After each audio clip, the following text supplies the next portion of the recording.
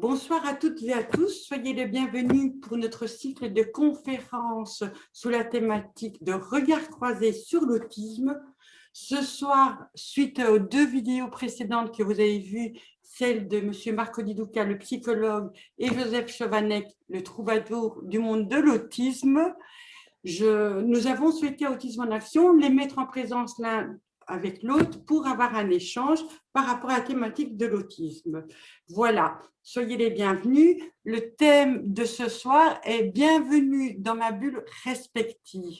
Bonsoir messieurs, bonsoir. Bonsoir Flora. Bonsoir Joseph, vous allez bien? Bonsoir, merci. Vous êtes prêts pour cet échange? Moi, j'ai préparé quelques mots-clés. Disons que c'est une discussion libre entre vous, hein, chacun avec votre point de vue et tout, mais j'ai lancé quelques mots et en fonction de ces mots, vous intervenez, d'accord? Alors, de 1 à 25, Marco, donnez-moi un chiffre, s'il vous plaît. 12. 12. Étonné. Qu'est-ce qui vous étonne dans le monde de l'autisme? La diversité. Oui, quelque chose. Avec la pratique que vous avez, vous arrivez à être encore étonné. Ça fait quand même pas mal d'années que vous travaillez dans le monde de l'autisme. Donc, vous êtes encore…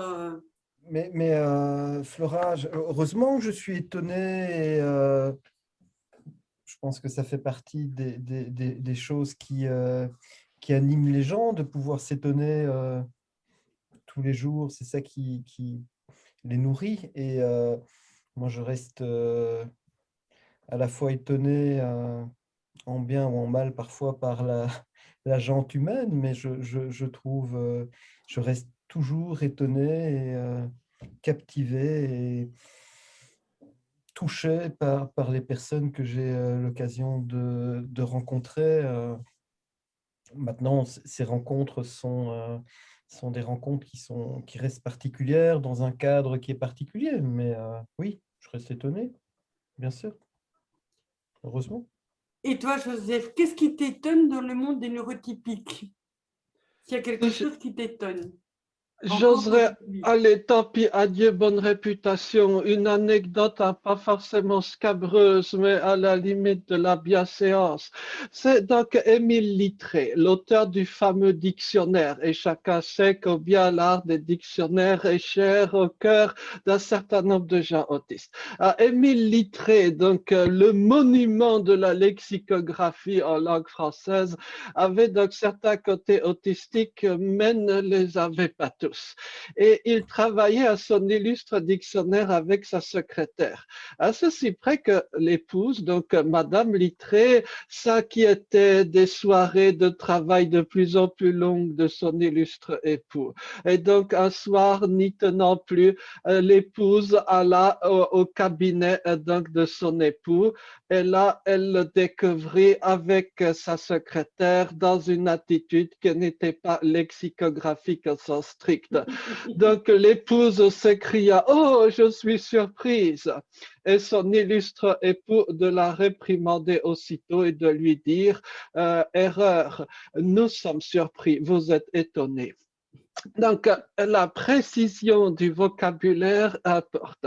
Alors, cette anecdote qui est peut-être à la limite de la bienséance peut néanmoins nous donner à penser quelques-uns des traits du monde non autistique, du monde autistique, et puis des gens qui sont quelque peu ballottés entre ces deux pôles. Ah, merci. À ton tour, Joseph, donne-moi un chiffre de 1 à 25. Alors, je me permettrai de prendre le 11, vu que c'était celui que Marco avait donné initialement, et c'était le 12 qui a été tiré. Donc, je répare une injustice. Alors, attends, le 11, voilà. Discrimination. Qu'est-ce que ça vous inspire, la discrimination? C'est un mot qui vient très souvent dans le monde autistique et qui, derrière ce mot, il y a énormément de souffrance pour faire renverser la vapeur. Comment lutter contre ça? Ah, peut-être Marco, non? Je pourrais lui opposer discrimination positive, hein, discrimination négative, mais j'ai envie de lui opposer neurodiversité. Voilà. Après, Oui, voilà, chacun fera son chemin, comme qui dirait. Alors, une question pour tous les deux. Théorie de l'esprit, c'est quelque chose qui revient aussi régulièrement. Et je me rappelle, Joseph, qu'un jour, tu m'as fait une remarque ici à Autisme en Action par rapport à la théorie de l'esprit, le peu, le trop ou le manque de théorie de l'esprit chez les personnes autistes. Est-ce que tu te rappelles? Oui, alors finalement, la théorie de l'esprit, d'une certaine façon, elle est une imposture si on dit que les personnes non autistes l'ont et que les autistes ne l'ont pas. Parce que si tel était le cas, pourquoi faudrait-il expliquer l'autisme? Les gens non autistes devraient le comprendre sans difficulté. Bon, c'est une façon taquine, évidemment, de présenter les choses. Mais peut-être pour dire qu'entre les belles grandes théories et les réalités, il y a toujours un fossé et un abîme, et tant mieux. Ok, merci d'avoir répondu à cette petite question. Et maintenant, je vous laisse libre cours l'un et l'autre de discuter. Moi, j'assiste un peu à... Et de temps en temps, je me permettrai d'intervenir. Qui commence par poser les questions à l'autre? Marco. Bonne stratégie. Marco commence à poser la question. Euh,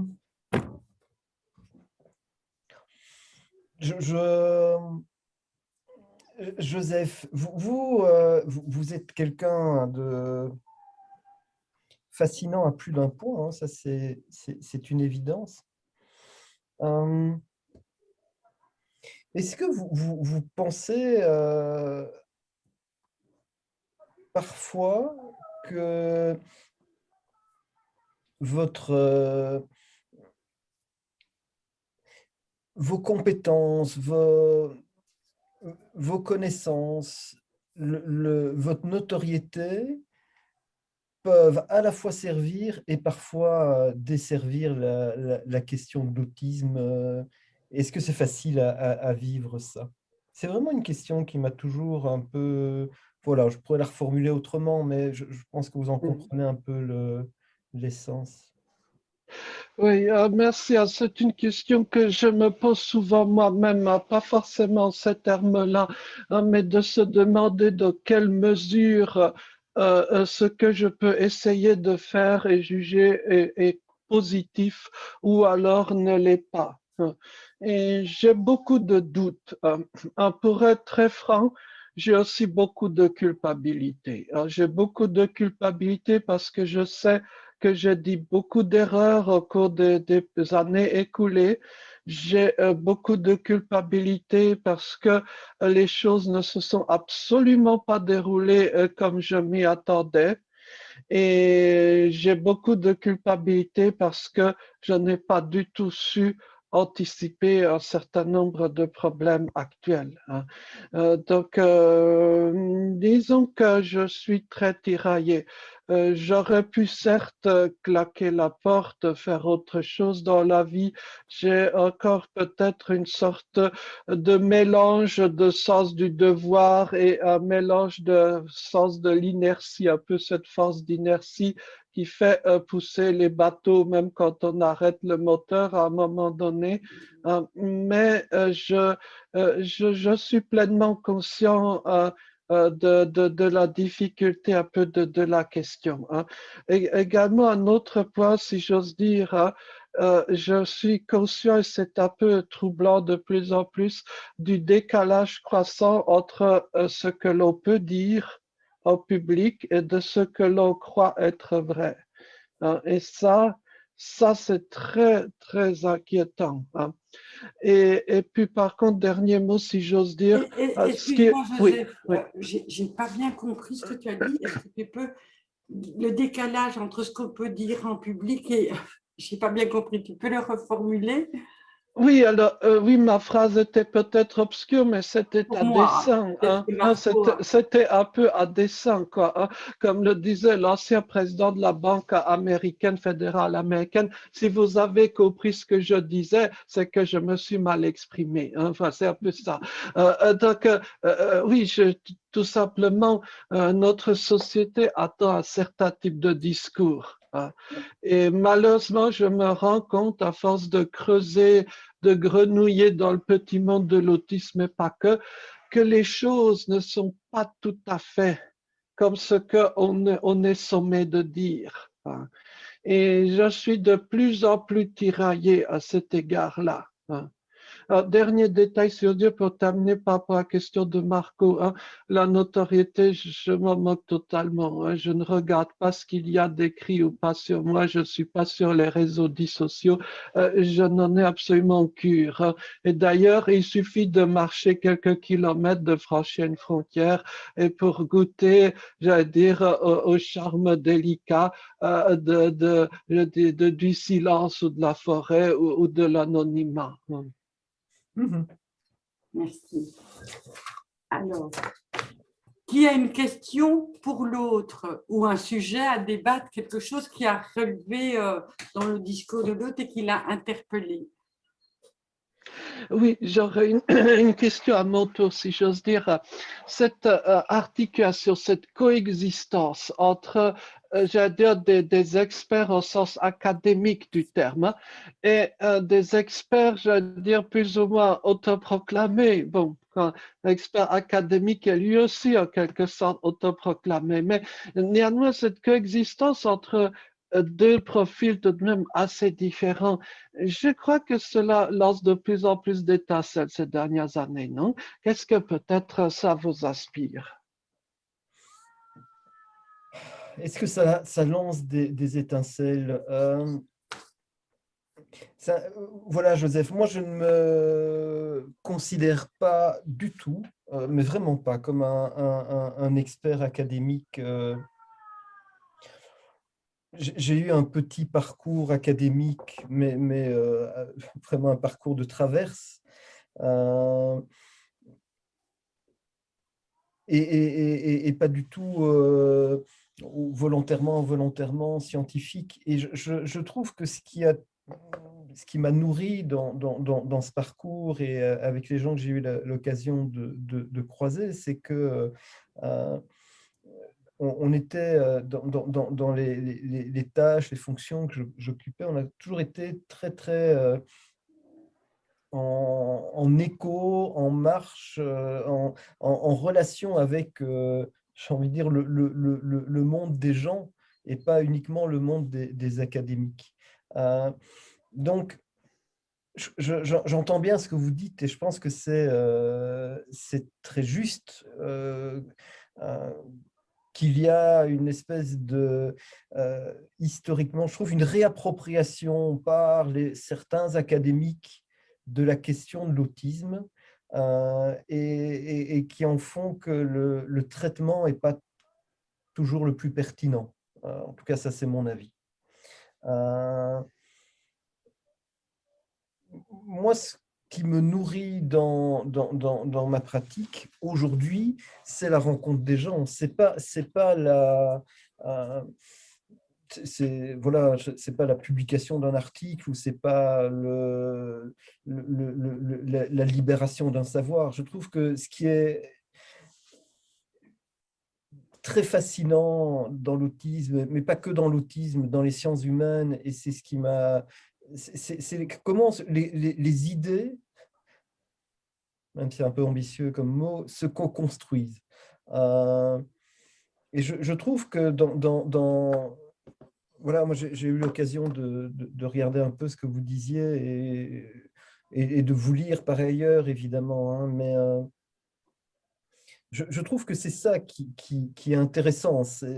Chez vous, c'est euh, le fait, en tout cas, c'est pour moi, c'est ce que je trouverais intéressant dans nos échanges, c'est comment co-construire une idée, se nourrir d'idées, hein, plus ou moins partagées ou pas, pour créer quelque chose, pour créer euh, une autre idée ou un autre processus. Enfin, voilà, je crois très fort à cette dynamique. Euh, Vous avez raison qu'il y a des étincelles. Euh, Faute à personne, mais je trouve que précisément, c'est comment on crée les ponts pour éviter ces étincelles et pour créer quelque chose qui, à un moment donné, amène du mieux ou du plus. On parlait de discrimination. Bah, la discrimination, c'est une espèce de réalité sociologique qui existe depuis toujours. Euh, donc, comment, et on ne s'y opposera jamais, mais on peut amener des processus qui font contrepoids. Et ça, je pense vraiment que ça c'est des choses qui me nourrissent. Et, et rencontrer des gens comme vous, c'est en ça que je trouve ça intéressant et passionnant. Voilà. Merci, c'est très gentil de votre part. Ce qui a retenu mon attention dans ce que vous avez dit, c'est cet aspect de construction des idées. Je pense que nous partageons une passion commune, hein. Et peut-être qu'on peut, quitte à, j'allais dire, mettre, comme disent les non-autistes, les pieds dans le plat, on peut peut-être dire les choses, hein. La catégorie d'autisme en tant que telle est construite, hein. Mhm. Et je pense que vous, peut-être ce point-là pourrait vous intéresser aussi.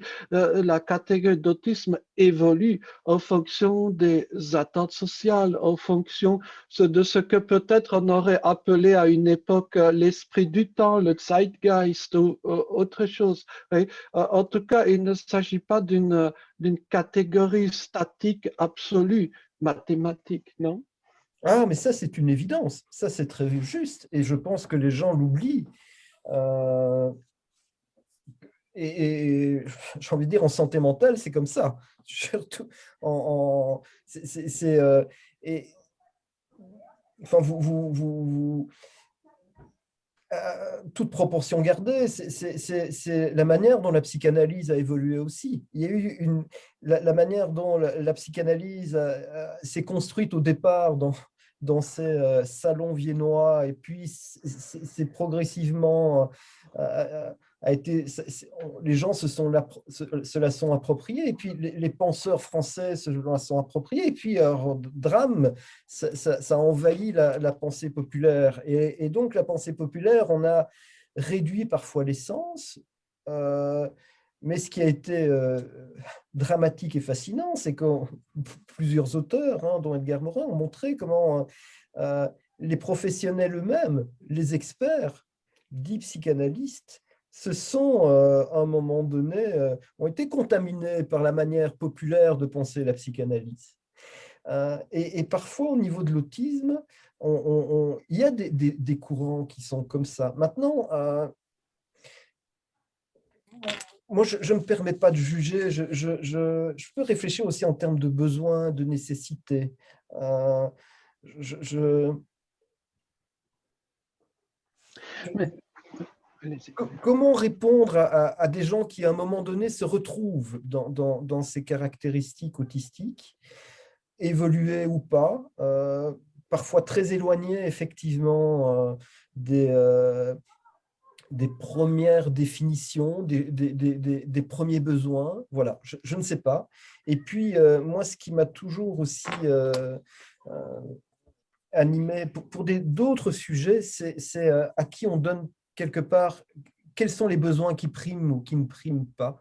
Et qui peut déterminer ça. Je trouve que ce sont des questions auxquelles il n'y a pas de réponse nécessairement. Euh, mais que la meilleure réponse, elle va ressurgir à partir du moment où on donne la vie au plus grand nombre, ou en tout cas la vie à un maximum de représentation. En tout cas, voilà, c'est un peu naïf, hein, parfois de ma part, hein, j'en suis bien conscient. Mais je trouve que ça, c'est vraiment important aussi à défendre. Oui, si j'ose dire, c'est très, très perturbant un peu par des applications, mais nécessaire comme réflexion. Dans une approche un peu qu'aimeraient certains sociologues, hein, peut-être un peu extrémistes, on pourrait presque dire qu'il y a une sorte de besoin social qui fait émerger des catégories médicales, hein. Vous avez parlé très justement des salons viennois, hein, Mhm. plus précisément d'une sorte de très riche bourgeoisie ou aristocratie oiseuse, comme on disait à une époque, et donc qui était prête à payer à prix d'or des gens pour amuser un peu de ces personnes, hein. D'ailleurs, Freud le disait assez crûment, hein, dans certains de ses textes, qu'il ne faudrait certainement certainement pas que les pauvres aient l'idée d'avoir recours à la psychanalyse. Voilà. Ensuite, quelques années plus tard, à l'époque, bon, très schématiquement donc, de la Seconde Guerre mondiale, il y a eu des attentes militaires, une certaine aussi fascination liée à l'esprit raciste de l'époque pour sélectionner quelques petits garçons, jamais petites filles, fascinants en tout cas, pour lesquels le docteur Asperger avait un coup de cœur, alors plus ou moins, on va dire, avouable. Hein, voilà, donc, ça crée une certaine catégorie médicale. Hein. Et puis, on a eu l'espèce de fascination pour les petits génies de l'informatique à partir des années 80, puis ça s'est considérablement étendu. Donc, bon, c'est peut-être un peu extrême ce que je dis, mais d'une certaine façon, dans quelle mesure l'attente sociale force-t-elle la main du clinicien, quoi? Oui, mais oui, je comprends, je comprends. Et en même temps, enfin, vous le savez mieux que moi, hein, c'est que la neurodiversité, elle a quelque chose d'objectif ou d'objectivé. Et donc, des fonctionnements neuropsychologiques particuliers, ça existe. Euh, et après, il y a cette question, c'est comment les gens avec ces particularités vivent plus ou moins bien. Et là, il y a un contexte social qui est plus ou moins ouvert et parfois qui leur offre les possibilités de vivre bien ou qui les empêche d'accéder à un certain bien-être. Et donc là, on est... Alors, c'est vrai il y a en même temps, concomitamment, un certain formatage, et notamment sociologique, médical, psychologique, et on met des gens dans des cases qui expliquent ou pas. Mais il n'empêche, en tout cas, ça c'est un avis qu'on peut discuter, il n'empêche qu'il y a aussi une rencontre, à un moment donné, entre un individu et une société, entre un individu, ses aspirations, hein, qui viennent aussi de la société, mais la société qui a aussi des aspirations vis-à-vis de l'individu ou des contraintes. Et il y a aussi un constat hein, que, voilà, en tout cas, en tant que psychologue, il faut bien l'observer, c'est que certaines personnes ne sont pas bien et qu'une partie de leurs difficultés peuvent trouver une partie d'explication dans une certaine conception du fonctionnement de l'esprit ou du cerveau. Je ne dis pas que ça résout tout. Je suis bien conscient du caractère un peu artificiel des choses, mais je peux aussi prétendre à certains moments que ça ouvre des pistes de solutions. Voilà. Et donc, comment est-ce qu'on peut équilibrer ça? Euh, Si j'ose dire, allez, on va véritablement entrer dans tout ce qui fait mal, peut-être. Vous avez parlé très justement de neurodiversité. Hein. La neurodiversité, sur le fond, hein, nous sommes d'accord, je pense. Hein. Par contre, là où ça peut nous interpeller, si vous regardez les grandes figures de la neurodiversité, si vous cherchez sur les réseaux dits sociaux ce mot-clé, eh bien, les gens qui apparaîtront au premier sont les gens de la plus, pardon, effroyable banalité. Quoi. Voyez? Et d'une certaine façon, ce concept est souvent d'autant plus revendiqué qu'elle ne correspond pas du tout au profil de la personne. C'est tout à fait étonnant. Et les thèmes de discussion hein, sont parfaitement évocateurs, pardon du terme, d'un lieu de perdition pas très conforme à la morale islamique, si j'ose dire, et peu évocateur d'un autisme tel qu'on a pu l'entendre il y a 30-40 ans peut-être. Hein. Et donc, je trouve absolument saisissant hein, ce découplage en quelque sorte. Oui. Ah oui, mais ça, je pense qu'on se rejoint totalement hein, par rapport à ça. Totalement. Euh, je, il y a différents niveaux de réponse à ça, mais petitement, à mon niveau de psychologue clinicien, euh, quand j'insiste clinicien, c'est-à-dire que je rencontre les gens. Les gens que je rencontre ne sont pas des gens qui vont apparaître en haut des moteurs de recherche lorsqu'on va, on va cliquer sur nos universités.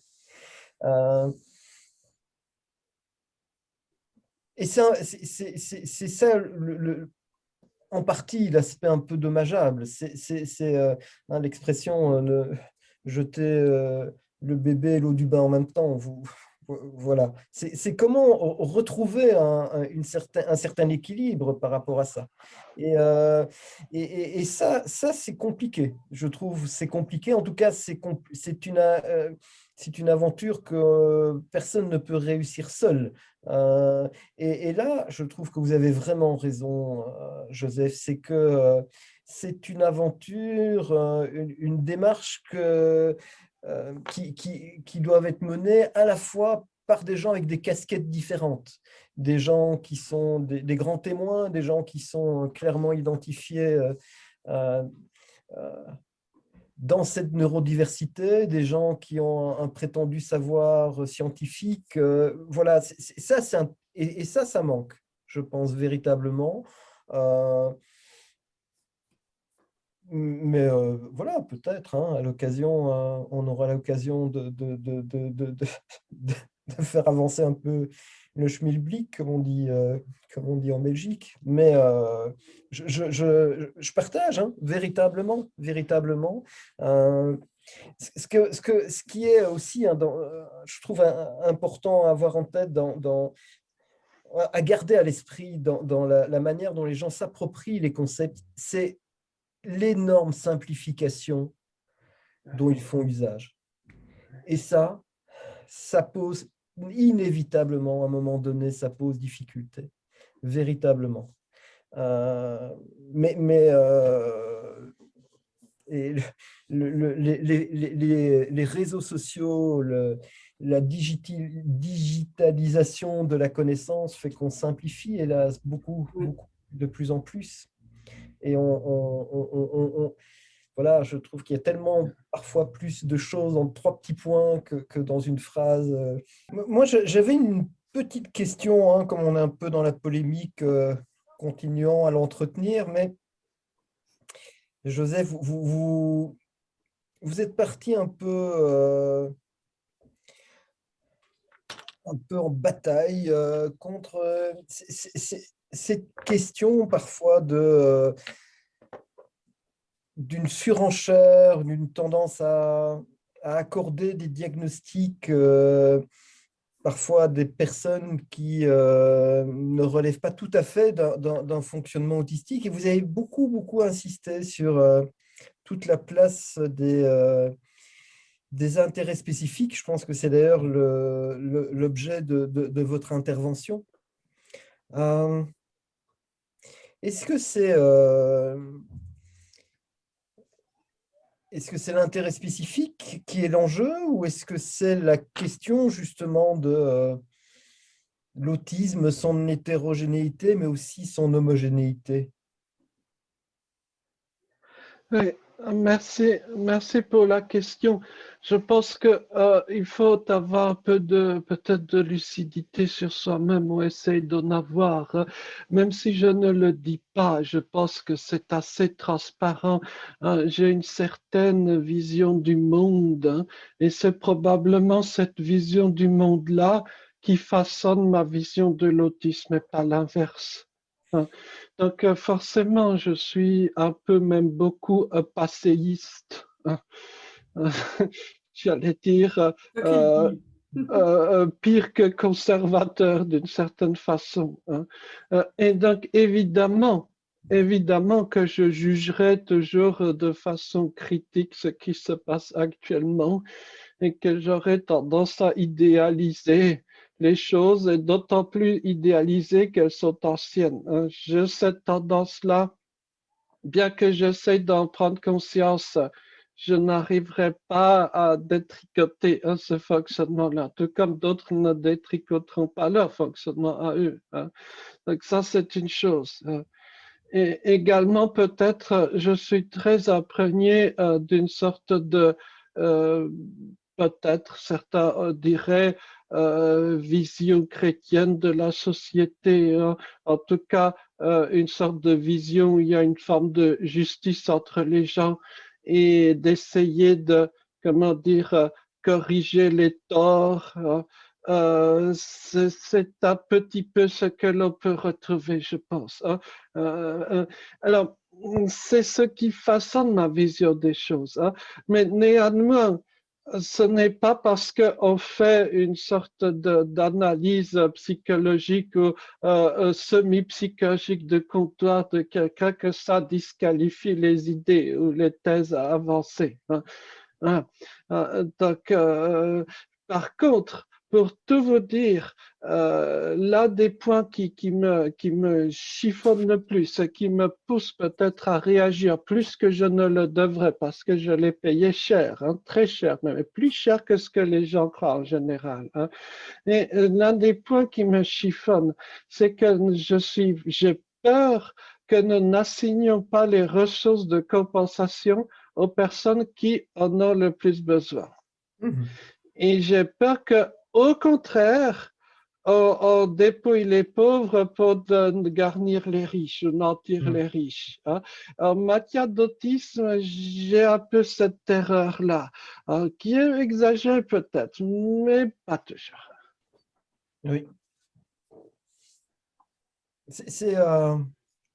Je comprends, je comprends. Moi dans mon parcours, j'ai eu comme ça l'occasion, ça ne concernait pas l'autisme en soi, c'était, il y a quelques années, il y a eu en Belgique francophone, il y a eu un remaniement d'un ensemble de services. Je ne veux pas rentrer dans tous les détails historiques, mais il y a vraiment eu cette question à partir du moment où on remanie les services, à qui va-t-on octroyer ou pas les ressources qui sont libérées? Et, à la fois c'est très simple et à la fois très compliqué, je trouve, parce que il y a la question des critères, évidemment, sous-jacents, et la notion des priorités. Et je ne juge pas, je pense que les gens ont fait ce qu'ils ont pu et j'ai envie de dire qu'ils ont fait, il y a tellement de compromis parfois, mais je reste persuadé qu'il y a quand même des tournants qui ont été ratés. Et notamment, Flora a parlé de ce mot discrimination. Il y a un concept voilà, que j'aime bien et qui est assez vieux, mais c'est la notion d'inclusion opposée à la notion d'intégration. Donc, c'est comment rendre une société plus inclusive. Et ça, je reste persuadé que la question de l'autisme, si elle était bien pratiquée, elle permettrait de faire avancer cette notion d'inclusion. Cette idée d'avoir une société à qui dans laquelle on peut obtenir une place la plus acceptable, qui correspond la mieux à notre fonctionnement. Maintenant, je ne suis pas naïf. Je sais que le gâteau est limité et que chacun en veut sa plus grande part. Donc, c'est comment, parfois, je me dis, si je me mets à rêver, c'est comment induire, tout en étant conscient de cette dynamique, c'est comment induire un processus qui permettrait à ce qu'il y ait plus d'inclusion, à ce qu'il y ait plus d'équité. Voilà. Et ça, je ne prétends pas du tout avoir de solution, mais je me dis, tiens, comment alimenter le débat pour qu'on soit là-dedans véritablement. Juste vraiment, merci, c'est tout à fait central ce que vous venez de dire. À titre personnel, j'aurais un petit critère provocateur, évidemment, hein. De plus en plus, j'ai tendance à essayer de donner ou d'aider les gens qui ne réclament rien. Dès qu'il y a des gens qui réclament ou demandent, je deviens hostile ou semi-hostile. Alors, c'est un peu un critère rapide, mais c'est issu d'une forme d'observation dans le monde du handicap et pas que autisme. Je crois que les personnes handicapées qui sont les plus exclues et les plus lourdement handicapées revendiquent le moins. Là encore, je sais très bien que c'est issu d'une forme d'éducation, qu'il y a toutes sortes d'histoires un petit peu vaguement religieuses derrière cette éducation-là. Mais est-ce que ce critère-là ne peut pas avoir un côté opératoire dans l'allocation des ressources? Oui, mais enfin, si on le déclare, Si. ça dérive. Excusez-moi, mais là, je voudrais quand même signaler que, certes, il y a des personnes qui ne savent pas. C'est comme si on pénalisait les gens délit de sale gueule, mais délit de savoir parler. C'est comme si on pénalisait. Dans la souffrance, il n'y a pas d'échelle. C'est quand même chaque personne a une souffrance. Et dans l'expérience à Autisme en Action, je pensais ça avant. Mais j'invite les gens à venir faire un stage chez nous, venir passer 2-3 jours à l'improviste. Choisissez quand vous voulez et venez voir les situations. Moi, je suis une maman d'une enfant avec des énormes besoins, donc je connais la réalité de la grande dépendance et tout. Mais il faut faire attention à ce qu'on appelle les trompe-l'œil. Ceux qu'on pense qu'ils peuvent, qui savent, qui connaissent, qui ont les capacités de, malgré parfois même des diplômes et tout, ne sont pas aptes à pouvoir avoir accès à des droits et ont vraiment besoin d'aide. Et quand je reçois un message d'un jeune de 27 ans qui m'envoie un message, vous pouvez m'aider, je lui demande ce qu'il veut et qui me parle, qui apparemment a des capacités intellectuelles de très bon niveau, avec un très bon discours et qui a fait une demande pour l'euthanasie, eh bien moi, je ne trouve pas que c'est une douleur moindre que certaines personnes avec des lourds handicaps. Je pense qu'il faut faire très attention et que pour être équitable, ce n'est pas celui qui montre le moins, ce n'est pas celui qui dit le plus, c'est plus subtil que ça, c'est plus mélangé. Et je suis contre cette guerre de tranchées entre les lourds, entre les légers, entre les forts et les moins forts. C'est beaucoup plus noueux que ça. Et je pense qu'on a une lourde responsabilité, aussi bien les professionnels que toi, Joseph, ou que moi, de n'oublier personne et de tenir le lien avec tous et toutes. Parce que chaque année, il y a beaucoup de suicides. Et ça, c'est pour ceux qui arrivent. Et il y en a qui sont complètement tétanisés. Et je pense que ça va en augmentant et pas en diminuant. Ce que j'entends aujourd'hui, je ne l'entendais pas il y a 10 ans. J'ai l'impression que ça se complexifie de plus en plus. Et donc, voilà, je ne sais pas. J'avais besoin, excusez-moi, peut-être que ce n'est pas le bienvenu, je suis désolée. Mais Mais Flora, c'est le cri de cœur d'une maman, c'est le cri de cœur d'une militante. Voilà. Flora, je pense que je partage, à titre personnel, je partage totalement votre position. Et je ne pense pas que la question ou la remarque de Joseph était celle-là. Et c'est là où l'équilibre est compliqué. C'est ça, c'est ça. On C'est a ça, parfois du mal à se l'équilibre est comprendre, compliqué. mais C'est que, voilà, l'idée, effectivement, il y a des gens qui déclarent une souffrance ou déclarent une particularité, et par leur déclaration,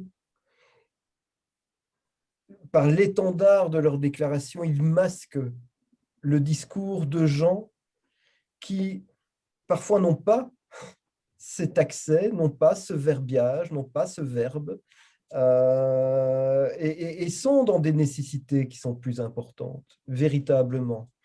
Et je pense que ça, c'est une vraie trahison, quelque part. Et là, c'est comment redonner un équilibre, une plus grande visibilité à la situation de ces gens qui, et parfois par le fait même qu'ils sont véritablement autistes, n'arrivent pas à déclarer les choses. tout à fait. Mais il y a aussi alors toute cette question de la légitimité de la parole. C'est-à-dire, qu'est-ce qui fait qu'à un moment donné, on donne un pouvoir? Qu'est-ce qui fait qu'on donne une valeur à une parole? Et ça dépend aussi de la représentation, c'est-à-dire de la manière dont la personne qui accueille cette parole lui donne une valeur. Et là, il y a aussi, alors, et ça, je pense que c'est aussi de la responsabilité de gens comme vous, comme Joseph, comme moi, c'est de pouvoir expliquer, donner des codes aux gens, euh, donner les bonnes manières d'interpréter les choses. Et ça manque. Alors, c'est une question à la fois de formation, d'information, mais de nuances aussi. Et pour revenir à ce qu'on disait tout à l'heure, et peut-être que c'était un peu obscur, mais la notion de représentation, ce que dit effectivement Joseph, c'est qu'on a une représentation de l'autisme qui reste une construction intellectuelle des choses médicales, psychologiques, et il s'agit que derrière cette représentation, on puisse davantage palper, toucher la réalité des fonctionnements humains, la réalité des gens. Et tout ça, c'est un véritable processus. Et j'ose, enfin voilà, parfois c'est un processus qui n'a pas de fin. C'est un processus qu'il s'agit d'alimenter toujours, tout le temps, et parfois d'alimenter à contre-courant. C'est-à-dire que je pense que ce que Joseph met en évidence à certains moments, de manière plus ou moins à droite ou de manière plus ou moins provocante, c'est que le courant ne va pas toujours dans ce sens-là. Et je ne sais pas si voilà, j'ai parlé un peu en votre nom, Joseph, j'en suis désolé. Non, non, c'est tout à fait essentiel ce que vous avez dit, à mon sens, hein. Dans quelle mesure est-ce qu'il faut accepter d'être impopulaire? Dans quelle mesure il faut aller dans le sens du vent, quoi, hein? C'est la grande question, hein. Et ce qui précisément m'inquiète peut-être le plus dans le monde de l'autisme, c'est que euh, pour aller dans le sens du vent, il faut de plus en plus s'éloigner peut-être de ce que, avec, je ne sais pas, une sorte de vanité, j'oserais dire une forme de réalité des choses, hein. Et ça m'inquiète beaucoup, hein. Il y a quelques années encore, dans le monde de l'autisme, il y avait une forme de liberté, hein. C'était un peu le moment Christophe Colomb, on découvre une terre et donc les choses se passent un peu sans code préconçu, hein. Il y a un moment d'euphorie. Sauf que maintenant, pardon de le dire comme ça, mais les colonies sont bien implantées, elles sont bien barricadées, hein.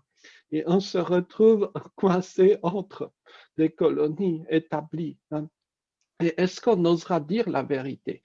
Vous savez, il y a quelque chose, je vais vous donner un petit détail, si j'ose le faire, hein. J'avais, bon, ça ne mérite pas d'en dire plus, mais j'avais il y a quelque temps fait une toute petite interview pour un certain site web sur le diagnostic et le surdiagnostic, hein. Et donc, la journaliste qui avait réalisé cette petite causerie avait, suite à l'interview, interrogé plusieurs dizaines de psychiatres spécialisés dans l'autisme. Et elle m'a dit que tous ont dit qu'ils se retrouvaient dans le propos, mais aucun n'a osé le dire sous son nom. Voyez? Et c'est là qu'on a un vrai problème, à mon avis, hein.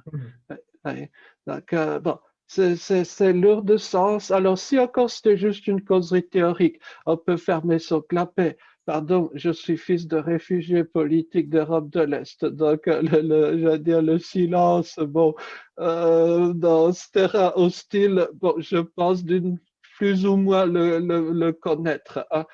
Mais là où c'est plus embêtant, c'est qu'il ne s'agit pas juste d'une causerie théorique, mais qu'il y a des conséquences pratiques au niveau de l'allocation des ressources, l'acceptation des personnes et du façonnement de cet environnement inclusif dont vous parliez très justement. Et donc, bon, allez, je vais aggraver mon cas, mais j'oserais presque reprendre le titre du dernier bouquin de Benoît XVI, Silere non possumus, on ne peut pas se taire, quoi. Hein, voilà. Non, dans quelle mesure c'est vrai ou pas. Force est de constater, c'est qu'aujourd'hui, beaucoup de personnes qui sont autistes doivent le cacher parce qu'elles en subissent les conséquences. Donc, moi, je mets un peu ça en opposition par rapport à trop de diagnostics. Très certainement que ça existe et c'est un débat sans fin. Et là, on arrive à la fin. Il ne nous reste plus que 5 minutes pour clôturer. Mais voilà, comme quoi le regard croisé, on peut avoir des opinions différentes. Ceci dit, on reste quand même dans une convivialité et il est très important de débattre. C'est ce que l'on fait ici et je tenais quand même à vous remercier. Donc, je voudrais juste vous laisser le dernier mot de la fin, en espérant bien sûr qu'il y aura encore d'autres rencontres et qu'on soulèvera encore d'autres questionnements. C'est très important. Puis-je vous demander de dire le dernier mot de la fin et qu'est-ce que vous pouvez souhaiter aux personnes autistes là pour le futur, s'il vous plaît? Très court. Hein. Moi, je vais prendre une phrase un peu toute faite, mais c'est vrai que ce que moi je souhaite, c'est que l'autisme ne soit pas un handicap, mais soit une opportunité. Voilà. Très beau. Après, à nous de participer à ce que ça le devienne véritablement. Merci. Merci. Très bien dit, merci.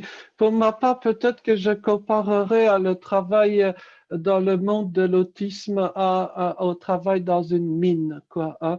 Il faut se fatiguer beaucoup avant de trouver ce que l'on cherche. Voilà. Et ce n'est pas en googlant cherche autiste génial informaticien qu'on trouvera. Hein. À mon avis. Hein. Donc et c'est heureux qu'il n'y ait pas d'algorithme pour répondre, pour se substituer à ce travail humain hein, qui finalement fait la saveur de la vie, non? Moi, je vous remercie pour ce partage. C'était vraiment intéressant. Vivement les prochains. Vivement la différence et la diversité aussi dans les idées. Et vraiment, le plus important, c'est d'apprendre à vivre ensemble avec cette différence. Et je vous invite à nous rejoindre pour les différentes vidéos suivantes. À très bientôt et merci. Merci. Merci.